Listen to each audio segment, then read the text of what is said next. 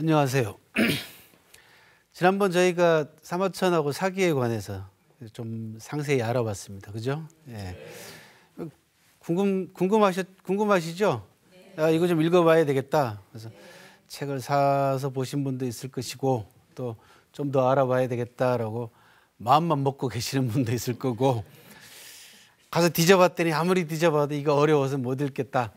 포기하시는 분도 있을 테고 한데 포기하려고 하시는 분도 있을 것 같은데 포기 안 하게 만들어 드리기 위해서 제가 한 시간 더 사기에 나오는 재미난 고사성어 또 유익한 고사성어 또는 생각 좀 해봤으면 하는 그런 고사성어들 이런 것들을 좀 모아가지고 여러분들한테 옛날 이야기를 들려드리도록 하겠습니다. 지난 시간에 제가 무슨 말씀을 드렸냐면 사기가 모두 52만 6,500자다.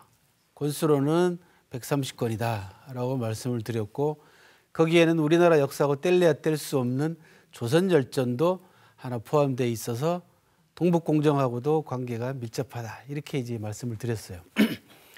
사마천이라는 분은 아버지의 도움을 받아서 어릴 때부터 역사학자로서의 교육을 잘 받았고 20살 때는 아버지 권유를 받아서 천하를 여행하는 획기적인 다른 역사학자와는 다른 모습을 보여줬다. 그리고 47살 때 이릉지화라고 하는 사건에 휘말려서 안타깝게도 49살에 죽음보다도 치욕스럽다고 하는 궁형을 자청하고 사기를 완성했다. 실제로는 사기의 내용을 바꾸고 싶어서 사마천이 살아남아야 되겠다라는 강한 집념으로 살아남았습니다. 52만 6,500자 많은 글자이긴 하지만은 3,000년을 다루고 있는 책이라는 역사책이라는 걸 생각을 해보면은 결코 많은 숫자가 아니고 대단히 적은 숫자다.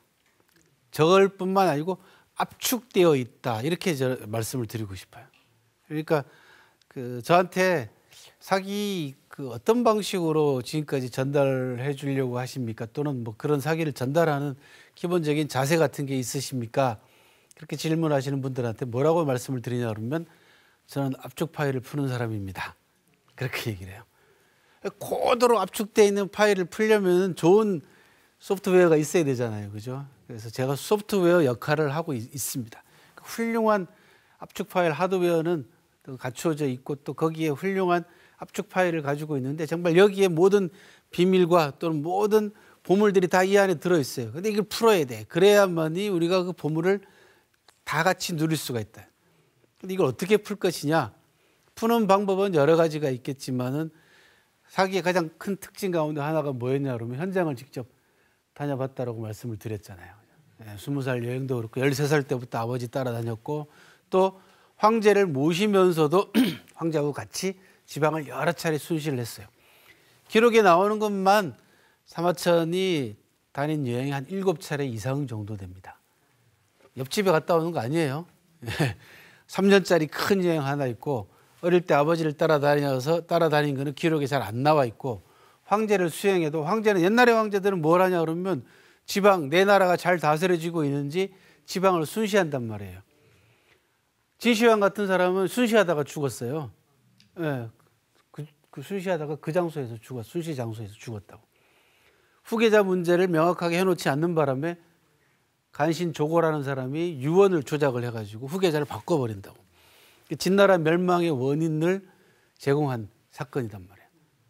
그러니 그 순시가 대단히 또 위험하고 힘든 그런 과정이기도 했어요. 사마천도 무제를 따라다니면서 순시를 하면서 지역에 있는 지방에 있는 자료들을 다 모아가지고 역사책 속에다가 반영을 했습니다.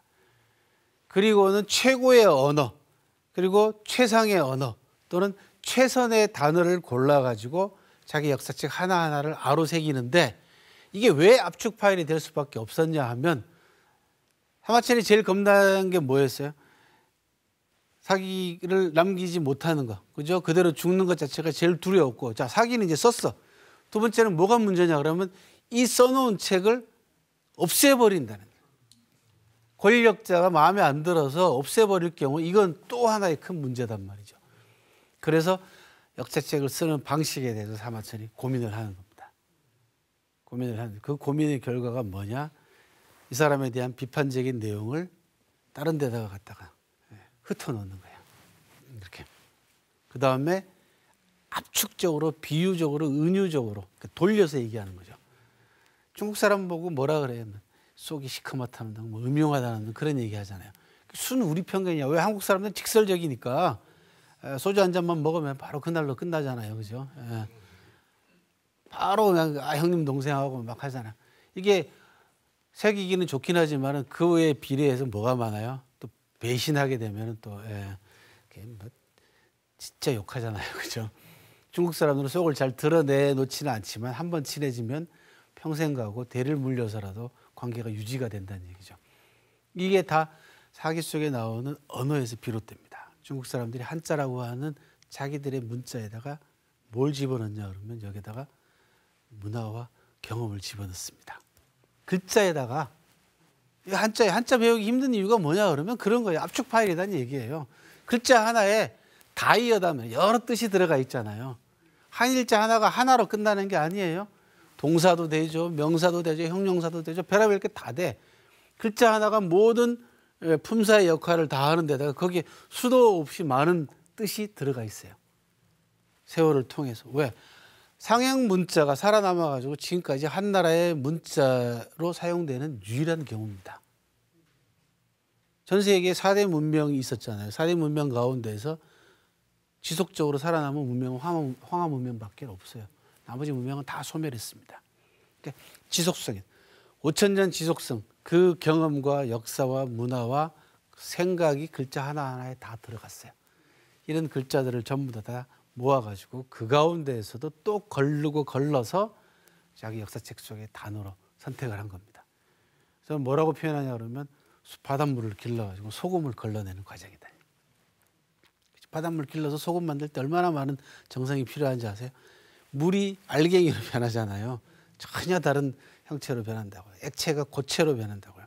사기의 언어가 바닷물을 길러서 소금을 걸러내는 작업하고 과정하고 똑같다. 그래서 사마천이 여러 가지 방법을 생각을 합니다.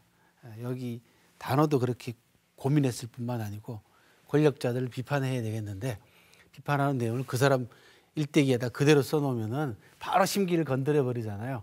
그러니까 다른 데다가 집어넣는 거예요. 예를 들면 유방, 한나라를 세운 개국 군주인 유방을 비판을 해야 되겠는데 유방은 이제 그 젊었을 때 건달이었어요.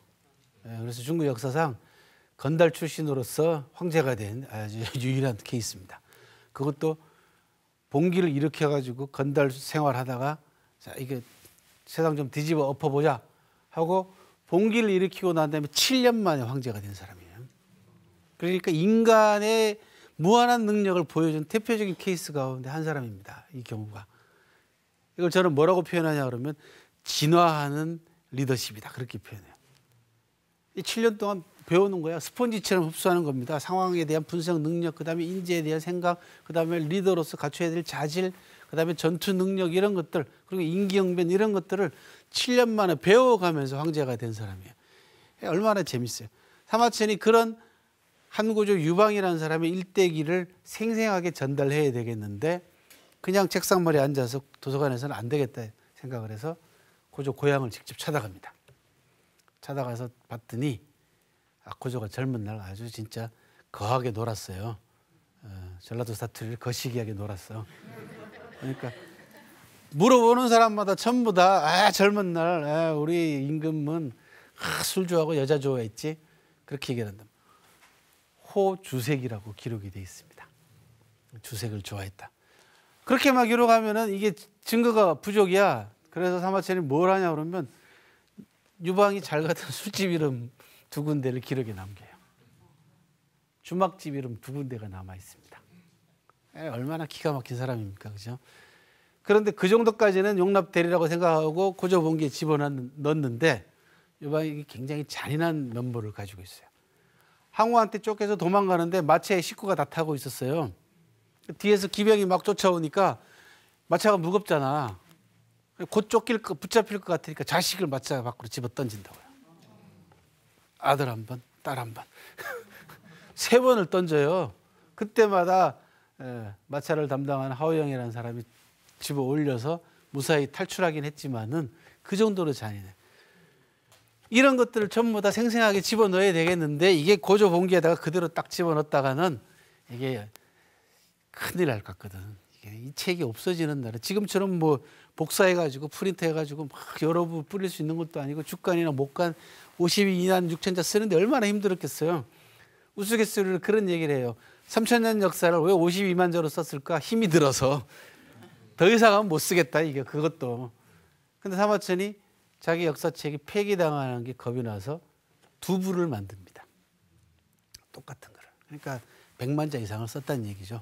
붓으로 똑같은 걸 두 부 만들어서 하나는 공개하고 하나는 숨겨둡니다.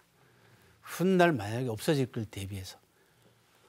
유방의 그런 잔인한 면모는 유방에 대한 기록에다 쓰지 않고요. 어디다 쓰냐면 항우편에다 갖다가 써요.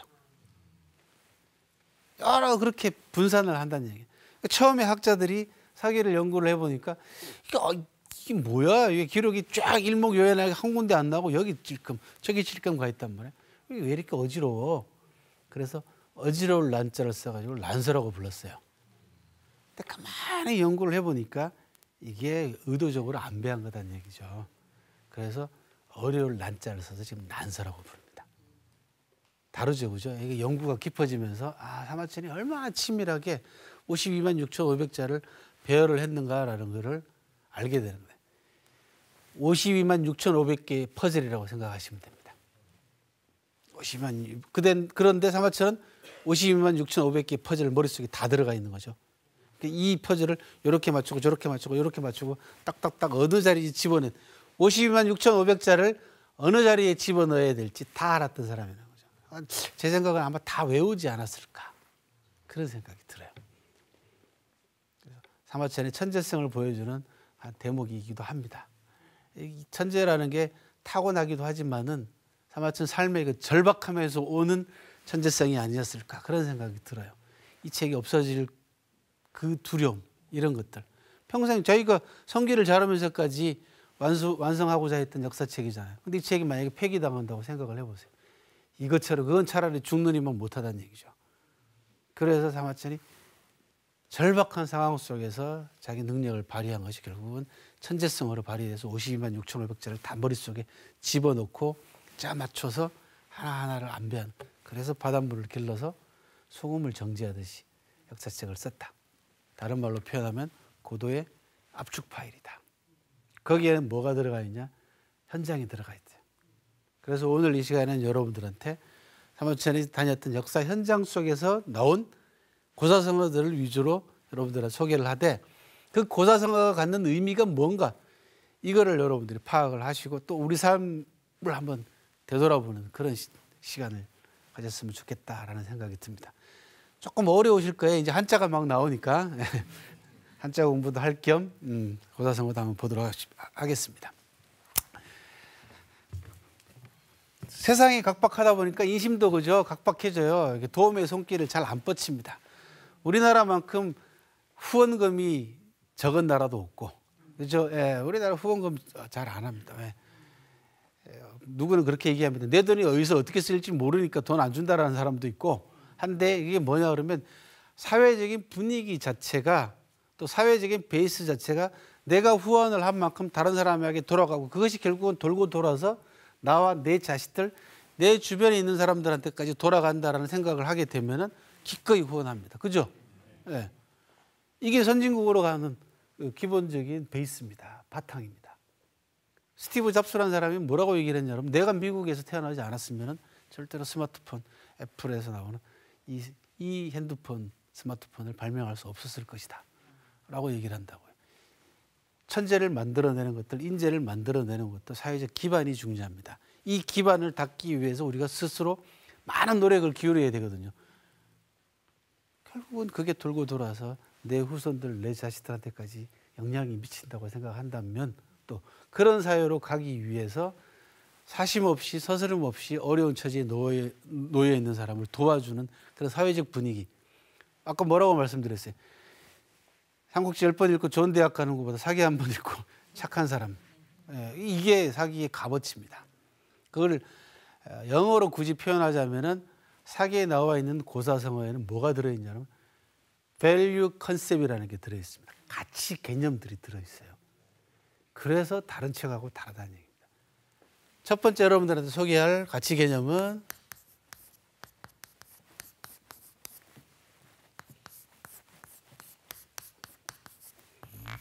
일반 천금이라는 겁니다.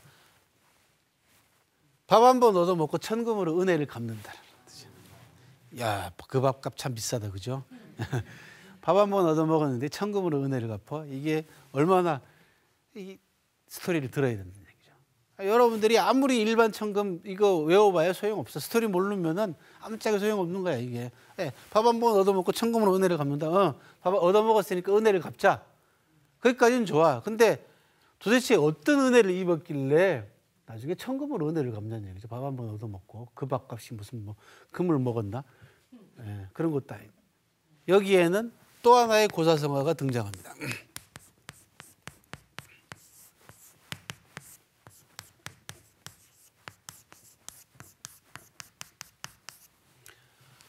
표모 반신이라고 하는 네 글자를 고사성어가 등장합니다. 이걸 알아야만 이것도 알게 됩니다. 표모는 뭐냐 그러면요, 빨래하는 아주머니라는 뜻이에요. 빨래하는 아주머니. 반신? 이게 밥 반자, 믿을 신자. 빨래하는 아주머니의 밥은 믿을만해? 빨래하는 아주머니 믿음 있게 밥을 차려? 밥을 만들어? 아니잖아요, 그죠? 고사를 모르면은 글자를 알아도 소용없어요. 고사를 알아야만이 글자도 의미가 오는데. 이게 뭐냐? 이건 한신의 신자예요. 서한 유방을 도와가지고 천하를 통일하는데 가장 큰 공을 세운 세 사람이 있습니다. 소와 장량, 한신이라는 사람이 있어요. 여기 한신이라고 하는 장수의 이름이에요. 이름이야. 성은 한시고 이름은 신이요. 이건 동사입니다. 밥을 주다라는 뜻이야. 그러니까 빨래하는 아주머니가 한신에게 밥을 준다. 그런 뜻입니다. 스토리가 어떻게 되어 있냐? 한신도 젊은 날 건달이었어요. 이게 사기에 보면 건달들이 많이 나옵니다. 뜻을 크게 품은 건달이야. 한신하고 관계된 고사성어가 사기에는 굉장히 많이 나옵니다. 한신이 유방을 도와가지고 천하를 통일하는데 굉장히 큰 공을 세우고 중요한 인물입니다. 그리고 비극적으로 생을 마감한 사람이에요. 큰 공을 세웠고 공신이 됐음에도 불구하고 나중에 자기 주군에게 토사구팽당하는 그런 인물이에요. 한신이 젊은 날요, 하루는 칼을 차고 다리를 지나가는데 날건달들하고 마주칩니다. 다리 위에서. 한신이 칼을 차고 다니는 거, 옛날에는 칼 차고 다니는 게 유행이었어요. 이거 뽑아갖고 싸우는 게 아니고요. 남자들은 전국시대 때부터 2400년 전부터 남자들은 칼을 차고 다니는 게 유행이었어요. 큰 칼을 차고 다니거나 큰 칼 하나 또 차고 또 조그만 칼도 차고, 하여튼 칼을 차고 다니는 게 유행이 있고 또 멋진 칼을 차고 다니면은 멋지게 보이는 거예요. 그러니까 여성들이 목걸이 하거나 뭐 반지 하거나 이런 거하고 비슷한 거예요. 그 칼 차고 다니는 유행 때문에 돈을 많이 번 장사꾼도 있어요. 화신열전 말씀드렸죠, 그죠? 돈 버는 부자 얘기를 했는데 칼을 만들어 가지고 돈을 번 사람 이야기가 아니고, 칼은 누구나 다 만드니까 그 틈새를 이용했어. 뭘 만들었냐 그러면 칼 가는 장사를 해가지고 억만금의 부자가 된 사람 이야기야. 에이, 칼 갈아가지고 무슨 억만금을 벌어요. 그렇게 얘기하실지 모르는데, 칼을 차고 다니는 게 유행이다 보니까 칼을 뽑는 일이 없어요. 그러니까 녹이 쓸잖아요. 이 안에 칼집 안에 들어가 있잖아. 근데 어쩌다 한 번씩 보여줘야 되잖아, 자기 칼을. 그러니까 이게 수시로 갈아야 돼. 항상 반짝반짝 빛나게 갈아놔야 된다고, 이 칼이. 물 들어가거나 그러면 바로 녹이 쓰니까. 그래서 칼 가는 장사를 한 거예요, 어떤 사람이. 그래서 칼 가는 장사를 해가지고 억만금을 벌었어요. 엄청난 부자가 됐다고. 이게 틈새 시장을 공략하는 거예요. 왜? 누구나 칼은 다 만들어. 니도 만들고 나도 만들고. 칼 만들어가지고 도저히 경쟁이 안 되겠다고 생각을 하니까, 생각을 딱 해보니까 이게 칼 갈면 되겠다. 남들이 생각 못하는 걸 해가지고 돈 번 사람 이야기입니다. 어쨌든 한신도 칼을 차고 다녀. 다리를 건너가다 건달하고 부딪히니까 건달이, 야, 니 왜 그 폼으로 차고 다니냐? 뽑아가지고 한번 찔러봐. 한번 붙자 이거죠. 이제 시비를 거는 거야. 그러니까 한신이, 야, 싸우기 싫어 니들하고는. 그랬더니 건달이 뭐라 그러냐? 그러면 내 가랭이 밑을 기어가.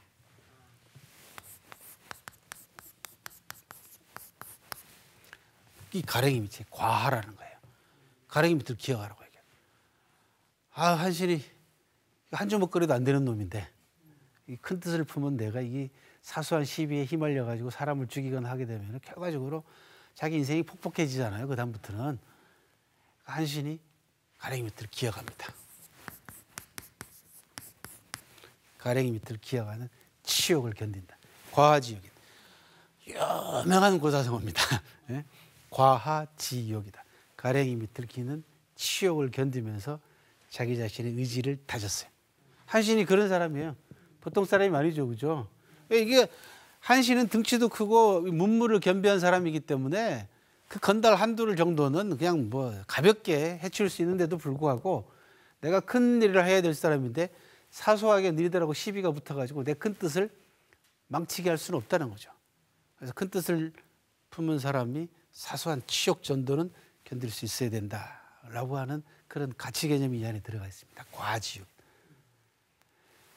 그런데 한신이 사마천은 이제 한신의 고향을 쭉 찾아다니면서 과지욕의 현장을 여러 사람으로부터 듣고 어떤 장면을 남기냐 그러면 한신이 가랭이 밑을 기기 전에 건달 가랭이 밑을 기기 전에 고개를 돌려서 건달의 얼굴을 빤히 한참 쳐다봤다라고 기록을 했어요. 자, 요 기록이 대단히 중요합니다.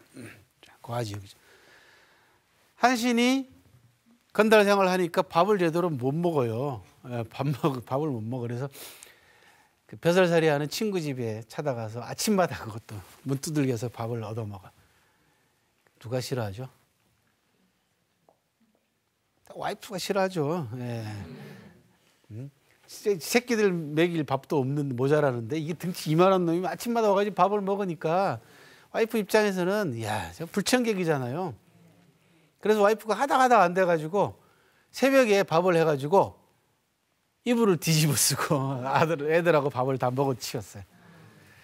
그러니까 한신이 와서 보니까 밥이 없네. 다 먹고 없어요. 그래가지고 자기 친구를 욕을 한바탕 합니다. 야, 이 자식아, 뭐 사람이 밥을 먹여주려면 도와주려면 끝까지 확실하게 도와줘야지 뭐래. 치사하게 이게 뭐냐. 참 얻어먹는 주제에 그죠. 예, 큰 소리를 쳐요. 그리고는 의절을 해 친구하고. 그래도 배는 고프잖아요, 그죠? 밥 못 얻어 먹었으니까. 그래서 시냇가에 나가가지고 물고기라도 잡아볼 요량으로 낚싯대를 하나 구해가지고 시내에 나와서 낚시를 합니다. 물고기는 안 물려. 아이, 배는 고파 죽겠어. 배에서 꼬락꼬락 소리는 나. 한참 젊은 나이에 얼마나 환장해요. 그런데 그 시냇가에 빨래하는 아주머니가 빨래를 하고 있었어요. 그 아까 얘기했던 표모예요. 아주머니가 열심히 빨래를 하고 있는데 어디서 이상한 소리, 시냇물 소리 말고 이상한 소리가 들려요. 뭐 쪼르륵 소리긴 한데 시냇물 소리는 아니고 이게 가만히 보니까 그 옆에 있는 허우대 멀쩡한 배에서 나는 소리야. 꼬르륵 배 끓는 소리가 난단 말이에요. 그러니까 불쌍해가지고 싸가지 온 도시락을 나눠줍니다. 이 아주머니는 직업이 빨래하는 아주머니예요. 새벽에 일찍 일어나서 우리 옛날에도 있었어요. 시골에 가면은 일찍 일어나서 동네 다니면서 빨래할 거 걷어가지고 휘쳐서 그죠. 저녁 때 나눠주잖아요. 이 아주머니가 직업이 빨래하는 아주머니야. 그러니까 아침 일찍 일어나서 빨래 다 걷어서 동네 빨래 걷어서 시냇가에 나와서 빨래를 한단 말이에요. 집에 가서 밥을 먹을 수가 없잖아요. 빨랫감을 들고 가자니 무겁고 놔두고 가자니 잃어버릴 거고 그러니까 밥을 싸워야 되는 거 아니야. 그래서 한신한테 밥을 나눠줍니다. 그게 표모 반신이다. 밥 먹으라고. 이게 한신이 눈치는 빠내가지고 눈치밥을 많이 먹었잖아요. 그죠? 친구한테도 그렇고 가만히 아주머니 보니까 직업이 빨리하는 아주머니거든. 그 다음 날도 또 나와 그 자리에. 그 밥을 또 얻어먹어요. 얼마나 얻어먹냐? 한 20일을 얻어먹어요. 야, 참 건달 생활 하려면 뻔뻔해야 돼요. 그죠? 한 20일 동안 밥을 얻어먹고 나니까 이제는 좀 벼룩이도 낯짝이 있었든지 아주머니 감사합니다. 내가 나중에 잘 되면 진짜 은혜를 크게 갚겠습니다. 라고 얘기해요. 그랬더니 빨리한 아주머니가 에라이 놈아 생긴 거는 왕족처럼 생긴 놈이 그렇게 얘기합니다. 아주머니가 뭔가 보는 눈이 있었나 봐. 생긴 거는 왕족처럼 생긴 놈 왜 굶고 다니니? 가서 너나 잘해라. 나중에 한신이 실제로 왕이 됩니다. 예. 그리고는 고향으로 금의 환향해서 그 아주머니를 찾아서 천금으로 은혜를 갚아요. 그 일반 천금이야. 밥 한 번 얻어먹고 천금으로 은혜를 갚는다고요. 표모반신과 일반 천금은 우리에게 어떤 메시지를 던져주냐. 어려운 처지에 놓여 있는 사람에게 사심없이 아낌없이 구원의 손길, 도움의 손길을 뻗칠 수 있는 그런 인심이 살아있어야 된다. 사회적인 인심이. 더더군다나 그 사람이 앞날이 창창한 인재라면, 그죠? 사회가 돌봐줘야 된다. 근데 생활이 어려워. 힘들어. 그럴 때 어떻게 해야 됩니까? 사회가 그 사람을 키워줄 수 있는 기반이 마련돼야 된다. 뭐 인디안 속담인가요? 유명한 속담이 있잖아요. 어린 아이 하나를 제대로 키우기 위해서는 온 마을 하나가 모자란다라는 그런 말이 있어요. 이게 사회가 잘 되려면은 그런 마인드들, 그런 생각들, 그런 공통된 생각들이, 그죠? 이게 다 깔려 있어요. 베이스에 깔려 있어야 된다는 얘기죠. 여러분들 어릴 때 시골에 사신 분들은 잘 알 거예요, 그죠? 좀 잘 사는 집 보면은 할머니들 보면은 아침 되면 지나가는 사람 다 불러서 밥 먹여서 보낸다고요. 네, 그러지 않아요. 똑같습니다. 결과적으로 한신이라고 하는 한 큰 인물을 키워내는데 그 아주머니가 어떤 작용을 했는지는 우리가 정확하게 평가하기는 힘듭니다. 밥 한 20일 먹여줬다고 해가지고 한신이 뭐 먹여줬으니까 대장군이 되고 왕이 된 거, 안 먹여줬으면 못 됐을 거다 이렇게 얘기할 수는 없지만은 한신의 마음속에 그 아주머니의 마음이 들어가 있는 그런 상황이고 그 은혜를 잊지 않고 한신이 돌아와서 천금으로 은혜를 갚음으로써 후대 사람들에게 남기는 거죠. 은혜를 입었으면 갚아라. 제가 제 자식에게 즐겨하는 말이 있습니다. 남에게 베풀었으면 돌아서서 잊어버리고 남에게 받았으면 평생 기억하라. 그런 얘기한다. 세상이 그렇게 가지면 얼마나 좋겠어요. 그죠? 그게 잘 안 되니까 오늘날 이 표모반신이나 일반 천금 같은 고사성어가 저희들 가슴속에 와 닿는다 그런 얘기입니다. 사마천은 한신 고향을 직접 자기 손으로 자기 발로 디디고 찾아가서 한신의 일화들을 다 수집한 다음에 황궁에 남아있는 도서관에 남아있는 기록들을 대조해서 생생하게 우리가 그 장면을 전달해 줍니다. 한신은 나중에 유방을 도와가지고 큰 성공을 거두게 만들고 천하를 재통일합니다. 그리고는 왕이 된다고. 왕이 되는데 아까 뭐라 그랬어요? 한신이 과지옥이라고 하는 치욕을 견디면서 건달 얼굴을 빤히 그죠? 한참 쳐다봤다고 얘기했어요. 그 쳐다본 건 뭐냐면 경멸이에요. 그 무시하는 거예요. 아이 자식 그냥 생각 같아서는 저거 그냥 한 주먹에 그냥 한신의 성격을 보여주는 겁니다. 이게 굉장히 오만한 성격이에요. 오만한 성격입니다. 훗날 천하를 통일하고 난 다음에 유방하고 한신이 두 사람이 만나서 편안한 자리에서 대화를 나누는 장면이 나옵니다. 유방이 한신에게 물어봅니다. 야 한신아, 내가 너 같은 장수라면 이제 마음도 편해지고 하니까 신하하고 이제 편안하게 대화를 하는 거예요. 한신은 불패의 장수단 말이에요. 싸웠다 그러면 이기니까 한신이 남긴 유명한 그 전술 가운데 하나가 뭐냐 그러면 여러분들 배수진 들어보셨죠, 그죠? 배수의 진을 친다 그러잖아요. 이런 그 전설적인 전투 승리 기록을 남겨놓은 사람이란 말이에요. 그리고 한신은 아무리 오합지졸도 뭐하는 한신 밑에만 가면은 아주 용맹한 장수들로 탈바꿈 한다고. 유방은 한신이 길러놓으면 자기가 뺏어다가 가서 전쟁하고 한신이 또 길러다 놓으면 갖다 뺏어가서 전쟁하고 그랬어요. 한신이 얼마나 대단한 명장인가 아시겠.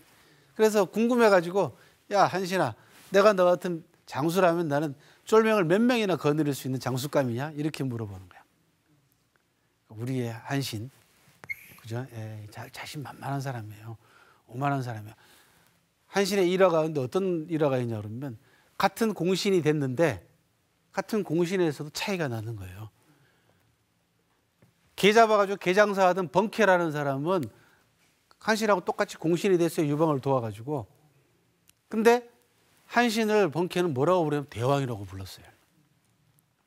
그 자기 집에 초청해가지고 술도 대접하고 밥도 대접하는데 한신은 잘 먹고 나오면서도 뭐라고 얘기하냐면 아이 내가 어쩌다가 이런 신세가 됐을까. 번쾌란 놈과 더불어서 밥을 먹다니. 이렇게 얘기한다고. 그래서 번쾌하고 같은 자리에 있었다는 걸 부끄럽게 생각했어요. 한신은. 오만하단 말이에요. 한신이. 물론 이 오만함이 위기 상황이나 어려운 상황을 극복해 나가는 데는 자신감으로 표출되기 때문에 때로는 필요합니다. 그죠? 예. 그런 기회가 없으면은 뭔 큰 일을 못 해낸다는 얘기죠. 근데 이게 평생 갈 때는 이게 좀 문제단 말이에요. 근데 한신이 천하를 통일하고 공신이 되고 난 다음에도 이 기질을 못 버려요. 그래서 번쾌 같은 사람하고 같이 어울려서 밥 먹는 것조차도 치욕스럽게 생각한다고. 그 기질을 버릴 수가 없다. 기질이 운명을 결정한다라는 그런 서양 속담도 있지만은 사실은 그런 절대론적인 사고방식은 맞지 않습니다. 기질도 바뀔 수가 있다고 또 바꿔야 되고 상황에 맞춰서 자, 몇만 명을 얼마나 거느릴 수 있는 장수감이냐라고 유방이 물어보니까 우리 한신이 진짜 무장인데다가 솔직해요. 솔직도 병이다. 폐하는요 10만 명이면 떡을 쳐요. 그렇게 얘기를 한 거예요. 원문에는 뭐라고 되어 있냐면 10만이면 족합니다. 이렇게 되어 있어요. 유방이 살짝 기분이 나쁘잖아요. 이거는 봐라. 씨. 그래서 그 다음 질문을 합니다. 야, 그러는 너는? 그때 한신이 뭐라고 얘기해요? 아시는 분 있어요? 자, 폐하는 10만 명이면 족합니다 했잖아요. 그랬더니 유방이 그러는 너는? 유명한 고사성을 하고요. 사자성을 하고. 예, 다다익선이 여기서 나온다고. 예.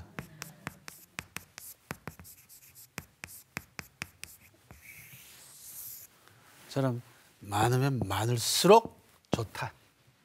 저는 많으면 많을수록 좋다. 아, 이제 유방이 이제 기분이 나빠졌어요. 확실하게. 빈정상했어. 그래서 아주 노골적으로 물어봅니다. 한신하게. 야, 그렇게 잘난 놈이 왜 내 밑에 있어? 아, 리더 입장에서 이제 화가 나는 거예요. 이게 부하라는 놈이 와가지고 지는 다다익선이고 자기는 10만 명밖에 못 거느린다고 하니까 화가 났어요. 그래서 그렇게 잘난 놈이 왜 내 밑에 있어? 한신이 엄매 말 잘못했네. 그죠? 예. 아차 싶은 거야. 이제 한신이 야, 이거 말 잘못했다. 어떡하지? 수습을 해야 되잖아요. 그래서 한신이 수습을 합니다. 어떻게 수습하냐? 폐하는요 선장장이십니다. 이렇게 얘기를 해요.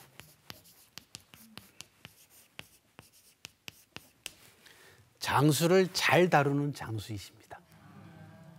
여기서 나온 유명한 사자성어가 뭐냐 그러면 장상지장이라는 겁니다. 장수 위에 장수라는 네 글자가 파생돼서 나옵니다. 바로 이 한신이 얘기한 다다익선 뒤로 토사구팽의 그림자가 어른어른 그리고 있는 거예요. 사마천은 다다익선을 통해서 뭐래요? 한신의 운명을 암시하는 겁니다. 처음에 과지옥할 때 뭐라 그랬어요? 건달 얼굴을 많이 한참 쳐다봤다 그랬죠. 이 장면도 다다익선하고 연결돼가지고 한신의 토사구팽까지 연결되는 장면이에요. 야, 사기가 얼마나 위대한 책인가라는 거지. 영화를 보는 것 같단 말이에요. 영화 보면은 한 사람의 운명을 암시하기 위해서 그 특별한 장면 하나를 만들잖아요. 나중에 이 사람이 이것 때문에 결국은 죽는구나라는 게 뒤에서 나온다고.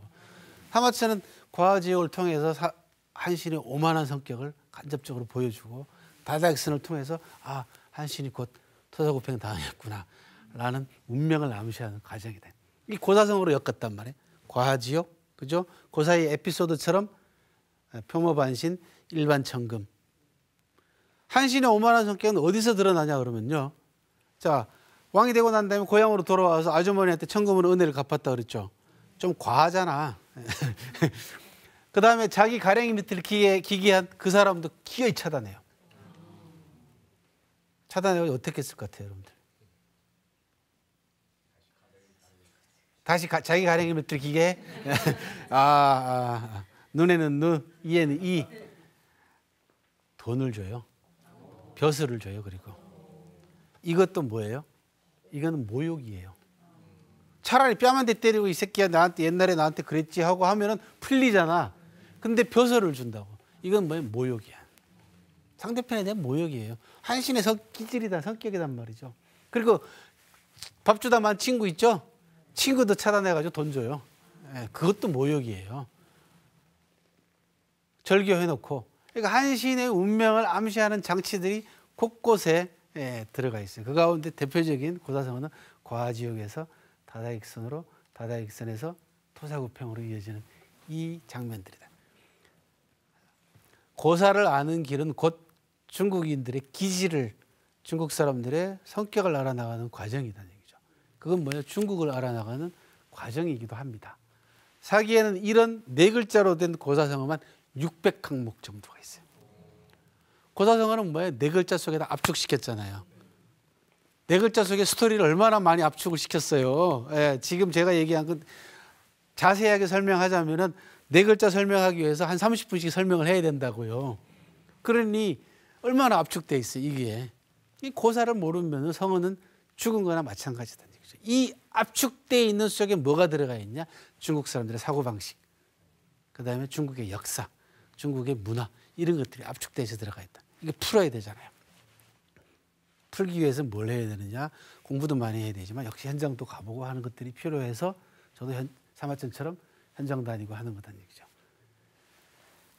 사기는 지난번에 화식열전 얘기하면서 뭐라고 말씀드렸냐 그러면은 그냥 맡겨놓으면 된다. 그죠? 예, 부에 대한 추구는 누구나 다 본능이기 때문에 굳이 뭐라고 얘기하지 않아도 다 추구하는 것이다. 굳이 간섭하려고 하지 말아라고 얘기했어요. 그러면서 관중의 이야기를 빌려서 제가 뭐라고 말씀드렸냐 그러면 먹고 입는 것이 넉넉하면은 뭐라고 했어요? 명예와 치욕을 안다. 그렇게 얘기를 했죠. 그러면서 경제와 정치의 함수 관계에 대한 이야기는 제가 넉넉하게 말씀을 드렸어요. 그래서 그 부분은 넘어갑니다. 다만 여러분들이 원문만 좀 알아두시면 좋겠어요. 이게 원문은 이제 이건 많이 쓰는 겁니다. 우리는 이제 먹고 입는 것이라고 얘기하지만 중국 사람들은 입고 먹는 거라고 얘기를 해요. 이게 입는 게 먼저 나와요. 예. 우리도 쓸 때는 의식이라고 쓰잖아요. 그래 놓고 번역할 때는 먹고 입는 거 거꾸로 한다고.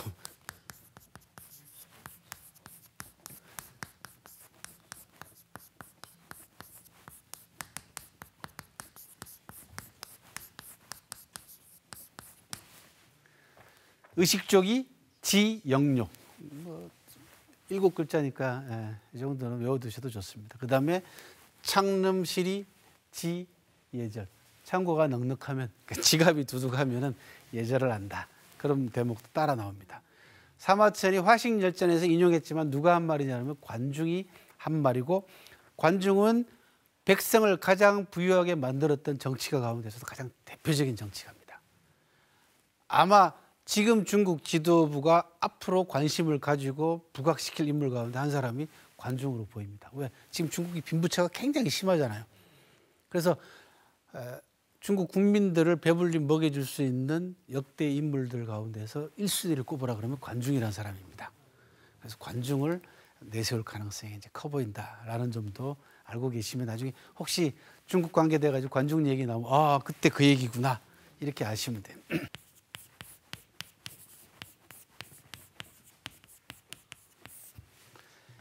이거는 제가 이제 쓰기가 힘이 들어서 가짜체로 썼어요. 극자입니다. 우리가 극에 달한다 하는 말 있죠, 그죠? 술이 극에 달하면 난리가 난다. 딱이죠, 그죠? 기가 막히죠. 순우곤이라고 하는 유머리스트가 사기에서 한 말입니다. 제 나라의 왕이 순우곤에게 술자리에서 물어봅니다. 그대는 주량이 얼마나 되는고? 라고 물어봐요. 그랬더니 순우곤이 뭐라고 얘기하냐면 저는 한 잔을 먹어도 취하고요. 한 말을 마셔도 취합니다. 뭐야, 술 주량이 왜 왔다 갔다 해요? 물어보니까 아버지나 임금 앞에서 어려운 사람 앞에서 술 마시면 한 잔만 먹어도 취하고요. 친구들하고 마시면 소주 한 2병 정도는 마시고요. 분냄새가 살살 풍기고 그죠? 예. 옷자락을 좀 풀어놓고 마실 수 있는 분위기라면 웬만큼 마셔가지고 안 취합니다. 그러면서 뭐라고 얘기하냐면 술이 극에 달하면 난리가 납니다. 그 다음 하나가 더 재밌습니다. 이게 즐거울 낙자예요.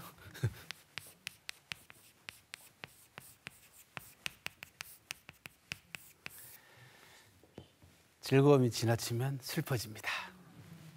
참 철학적인 이야기입니다. 이 안에 이 8글자 안에 인생의 천리가 다 담겨져 있습니다. 살아나가면서 도가 지나친 일들을 우리가 많이 합니다. 욕심도 많이 내고 합니다. 그럼 결과적으로 탈이 나요. 그죠? 그래서 술이 지나치면 난리가 난다라는 네 글자로 표현을 했고, 또 하나는 쾌락도 지나치게 추구하다 보면 슬퍼집니다. 여러분 그런 경험 하셨는지 모르겠지만 술 좋아하시는 남자분들 잘 생각해 보세요. 그 전날에 2차, 3차 아침에 일어나면서 머리 빠개지는 건 말할 것도 없고 뭐 허망하잖아요. 네, 허망합니다. 저도 그런 경험 많습니다. 그래서 쾌락이 지나치면 극에 달하면 슬퍼진다. 이건 다 상당히 철학적인 인생의 깊이를 모르는 사람이면 나올 수 없는 이야기입니다. 그래서 기가 막힌 술과 그다음에 쾌락에 관한 이야기를 순우곤이라고 하는 유머리스트가 임금 앞에서, 그래서 임금 그 임금이 술을 좋아했어요. 막 2박 3일씩 술 마시고 그랬던 임금이에요. 그러고 난 다음에는 술도 절제하고 술 마실 때는 항상 순우곤을 옆에다 앉혀서 지나칠 것 같으면은 나한테 얘기해달라라고 얘기를 해서 술을 절제했다라는 그런 이야기가 있습니다. 사기에 나오는 아주 유명한 대목 가운데 하나 있어요. 사마천의 사기에서 정치의 본질을 논한 대목들은 상당히 많은데요. 어려운 이야기는 빼고 제가 쉽게 얘기를 할게요. 정치의 본질은 어디 있냐 이렇게 얘기합니다. 사마천 제안민이요. 백성들을 편안하게 만들어주는 데 있다. 얼마나 쉬워요, 그죠? 원래 인생도 마찬가지고 모든 분야도 마찬가지입니다. 공부도 마찬가지입니다. 공부를 많이 한 사람은 말도 쉽게 합니다. 글도 쉽게 씁니다. 어설프게 한 사람들이 항상 선무단이 사람 잡듯이, 그죠? 어설픈 사람들이 항상 문제, 말도 어렵게 하고, 그죠? 잘난 척하고 외래어 섞어서 쓰고 막 이런다면, 제안민의 사마천의 사기가 어려운 책이면 틀림없지만 거기는 사마천의 고뇌가 들어가 있기 때문에, 고민이 들어가 있기 때문에 어려울 뿐이지 실제로 파고 들어가서 보면은 대단히 쉽습니다. 이거예요. 그 앞에는 뭐가 붙여있냐? 제 지인이다. 사람을 아는 거다. 정치의 본질은 사람을 알고 백성을 편안하게 만들어주는 데 있습니다. 라고 사마천이 6글자로 간단하게 요약을 합니다. 이게 더 이상 할 얘기가 뭐가 있겠어요. 그죠? 그러면서 구체적인 방법론으로 말씀드린 바와 같이 나라의 안정과 위기는 정책, 어떤 정책을 쓰느냐에 달려있고, 나라의 존망, 나라의 존재와 멸망은 어떤 사람을 쓰느냐에 달려있다라는 구체적인 방법론까지 얘기해 준다. 본질은 여기 있다는 겁니다. 이게 사기가 보여주는 정치관입니다. 사기는 뭐라고 말씀드렸죠? 바닷물을 길러서 소금을 정지하듯이. 그러니까 격이 높아요. 격이 높다는 얘기는 어렵다는 얘기가 아닙니다. 누구나 여러분들도 다 삶도 생활도 격이 높기를 원하잖아요. 그죠? 잘 살기를 원하잖아요. 잘 살기를 원하는 건 돈만 많은 게 아닙니다. 그 돈에 걸맞는 격이 있어야 되는 거다는 얘기죠. 뭐라 그러냐? 좀 수준 높게 좀 놀아봐라. 그거단 말이에요. 그죠? 우리 그런 얘기 하잖아요. 아이고, 격조 없이. 그런 얘기야. 괜히 하는 얘기 아니더라도 격이 있어야 됩니다. 사마천 사기를 읽다 보면 어떤 생각이 들어가면, 언격이 인격이구나. 말의 격이 사람의 격이구나. 왜 착한 사람 만들어주는 책이라고 얘기하냐? 바로 이겁니다. 말을 골라서 쓸 줄 알고 좋은 말을 쓸 줄 알면 언격이 높아지면은 상대편에게 화를 낼 필요도 없고 상대편을 자극할 필요도 없는 거 아니에요. 우리의 정치 수준을 얘기할 때 맨날 말 갖고 얘기하는 게 얘기하냐 그러면 언격이 낮으니까, 말의 격이 낮으니까 맨날 하는 게 시정잡배들 같은 이런 얘기 막 나온다는 얘기죠. 왜 그런 줄 아세요? 공부를 안 해서 그러니까 공부를. 이런 거 공부 안 해서 사기 공부 안 하니까 그런 거예요. 언격을 높여야 되는데 언격을 못 높여. 사기에 나오는 이 얘기들을 쉽고 대색이어서 자기 생활하는데 또는 자기가 조직을 이끌어 나가는데 똑같이 조직원들한테 얘기를 하더라도 격 높은 이야기를 하게 되면 달라진다. 기본적으로. 자기 자신도 자세가 달라지잖아요. 말을 내가 점잖게 할 때는 자세부터 달라집니다. 마음부터 달라지잖아요. 자식들을 키울 때 어떻게 하셨나 잘 생각을 해보세요. 그럼 바로 나오잖아요. 우리나라 가정에서 제일 많이 횡행하는 게 언어폭력이잖아요. 왜 고전이 오늘날 우리한테 이런 메시지를 던져주냐 그러면, 작게는 우리 작은 생활에서부터 시작해서 크게는 나라를 다스리는 통치의 논리까지 말부터 바꾸자라는 거죠. 그래서 사마천은 뭐라고 얘기하냐 그러면, 담언미중이면 역가의 해분이다. 말이 적절하면은 분쟁도 해결할 수 있다. 라는 아주 유명한 말을 합니다. 사람이 밥만 먹고 살 수 없고, 사마천 뭐라고 얘기하냐면 밥만 먹고 살 수 없고, 법만 가지고 살 수도 없고, 예의에 얽매여서만 살 수도 없다. 사람 관계를 부드럽게 만들어주는 것은 말을 얼마나 적절하게 하느냐에 따라서, 그것도 유머스럽게 재미있게 하느냐에 따라서 관계 형성이 부드러워지고 모든 부분들을 해결할 수 있다라고 얘기를 합니다. 그렇게 해서 만들어 놓은 게 무슨 편이냐 그러면 골계의 열전, 코미디언에 대한 기록이다. 그 가운데 한 가지만 일화를 말씀을 드립니다. 초나라 시대 때 장왕이라는 사람이 있었어요. 장왕은 굉장히 그 야심도 크고 또 초나라를 강대국으로 만든 왕입니다. 이 사람이 뭘 좋아했냐면 말을 좋아했어요. 말하기 좋아하는 게 아니고 타고 다니는 말을 좋아했습니다. 옛날 통치자들은 마땅한 뭐 놀잇감이 지금처럼 다양하지 않으니까 명마 수집하는 게 이제 취미 가운데 하나였어요. 말을 좋아해. 말을 얼마나 좋아했냐 그러면 그 침대에다 재우고 비단 이불 덮어주고, 그 다음에 말린 고기 이런 걸 먹였어요. 이놈의 말이 비만에 걸려서 죽었어요. 가슴이 아프잖아요. 그래서 임금이 가슴이 아프니까 신하들한테 명령을 내립니다. 야, 나무 관을 짜서 후하게 장례를 치러주라고 얘기를 해요. 죽은 말한테 이 여기에 대해서 입도 뻥끗하면 가만 안 놔두겠다. 일체 얘기하지 마라. 이 등치가 이만한 큰 말을 큰 관을 짜가지고 이거 이제 장례를 지내줘야 되는데 신하들은 이게 과도하잖아요. 이 사람도 그렇게 대접 안 해주면서 말을 그렇게 대접을 해주다니 이거 근데 호통은 쳤죠. 그러니까 끙끙거리고 있는 거야. 궁중 악사인 우맹이라는 사람이 어느 날 궁중으로 쪼르르 쫓아와가지고 임금에게 헐레벌떡 막 뛰어와가지고 대왕 그래. 무슨 일이야? 그랬더니 그러시면 안 됩니다. 뭘 그랬더니 대왕 말을 그렇게 하시면 어떡합니까? 얘기를 하는 거야. 신하들이 바짝 긴장한 거야. 저 새끼 오늘 죽었다. 어? 임금이 이제 정황 톤이 올라갑니다. 뭐 어쩌라고? 대왕 말을 그렇게 대우하시면 어떡합니까? 그럼 그러니까 어떡하라고 이놈아. 대왕이 얼마나 아끼시는 말인데 나무관이 뭡니까? 돌관에다가 장례를 지내야 된다. 대리석에다가 묻어라 그 얘기. 그리고 날 잡아서요. 장례 날짜 잡고 부고장 돌려가지고 각국의 왕들도 다 초청하십시오. 그리고 성대하게 장례를 치르십시오. 그래서 우리나라 초나라 대왕은 사람보다 말을 더 아낀다는 걸 만천에 알리셔야 됩니다. 뒤에 비꼬는 거잖아요. 그죠? 이게 유머예요. 사람보다 말을 더 아낀다는 걸 만천하에 알게 해야 된다라고 하는 순간 초나라 왕이 장왕이 깨친 겁니다. 아차 싶은 거지. 야, 내가 그렇게 잘못했냐. 미안하다. 말고기는 삶아 먹고 뼈만 대충 추려서 그냥 땅에다 묻고 말아라. 이렇게 갔어요. 이게 말의 위력입니다. 그죠? 초나라 장왕에게 보잘것없는 코미디언 하나가 장왕에게 충고하는 겁니다.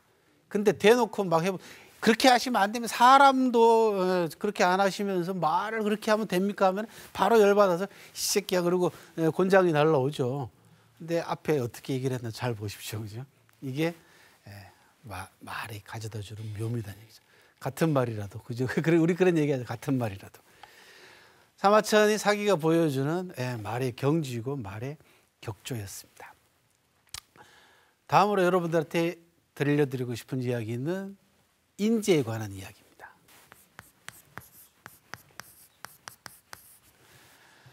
오늘 소개할 인재관은 삼불려라고 하는 굉장히 쉬운 단어죠. 그죠? 쉬운 글자인데 석삼자, 안일불자, 같을려자. 해석이 잘 안 돼요. 그죠? 뭔 뜻일까? 세 사람만 못하다라는 뜻입니다. 세 사람만 못하다. 그래, 또 뭘 알아야 되겠어요? 고사를 알아야지, 이제. 글자만 알아도 반쪽아리도 안 된다 그랬잖아요. 이 고사 스토리를 알아야 된다. 유방이 천하를 통일해 놓고 난 다음에 남궁에서 술자리를 베풉니다. 기분이 좋잖아요. 술자리를 베풀어 가지고 신하들하고 뭘 하냐, 첫 번째 농공 행상을 합니다. 이제 승리를 했으니까 상을 줘야 된단 말이야. 예. 누구한테 1등상을 주냐 그러면 소아한테 1등상을 줍니다. 소아는 자기하고 같은 고향 사람이에요. 누가 가만히 있지 않냐, 누가 가만히 안 있냐 그러면 장수들이 가만히 있질 않아요. 소아는 뭘 담당했냐 그러면 물자 수송을 담당했어요. 그리고 후방에서 항상 후방의 정치 상황을 안정시키는 그런 역할을 했어요. 이게 재상감이에요. 나중에 재상이 됩니다.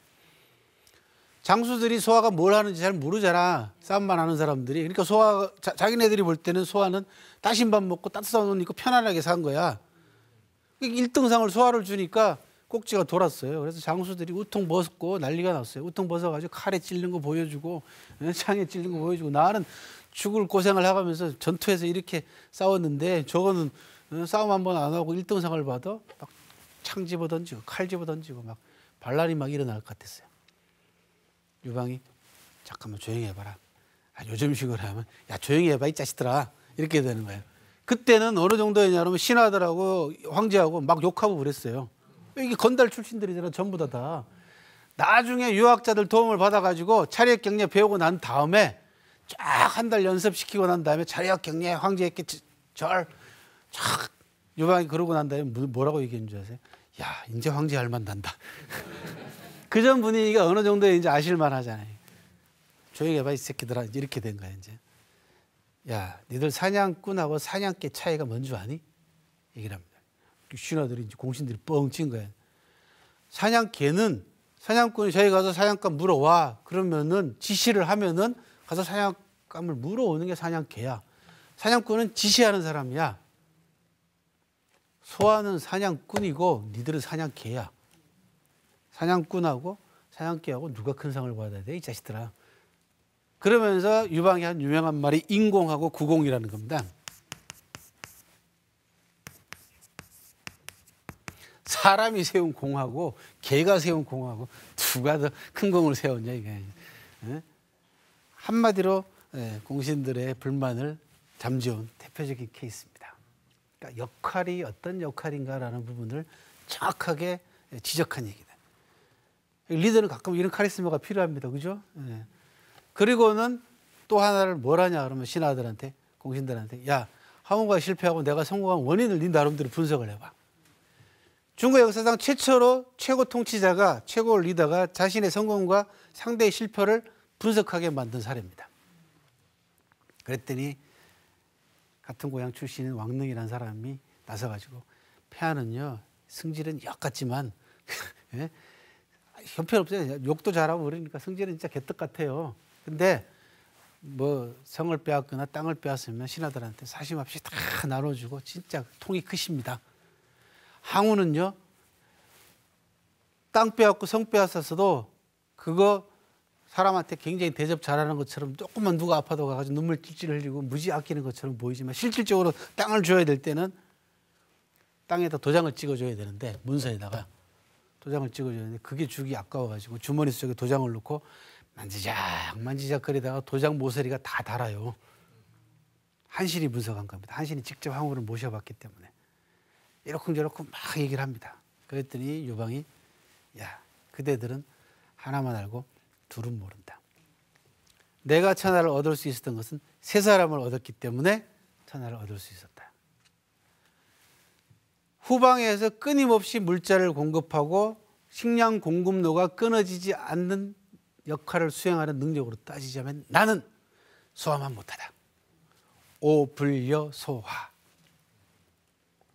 전투에 나가지도 않고 천리박 군막 안에서 전략과 전술을 수립해서 승리를 결정짓는 능력으로 따지자면 나는 장량만 못하다. 오불려장량.